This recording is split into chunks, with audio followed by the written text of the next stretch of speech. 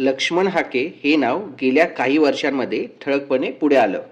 मुख्यमंत्री देवेंद्र फडणवीस यांच्या थेट किंवा अप्रत्यक्ष समर्थनार्थ त्यांनी आवाज उठवला.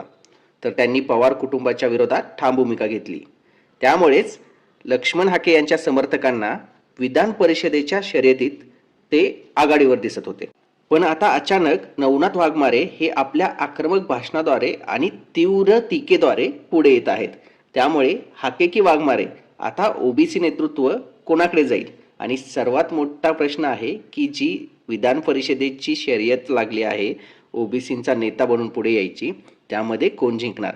मित्रांनो, तुम्हाला काय वाटतंय? कमेंट करून कळवा. आमच्या चॅनलला सबस्क्राईब करा. लक्ष्मण हाके गेल्या काही वर्षात सतत ओबीसी समाजाचा आवाज उठवत होते. त्यांनी वारंवार मराठा आंदोलनाविरुद्ध ठामपणे भूमिका घेतली.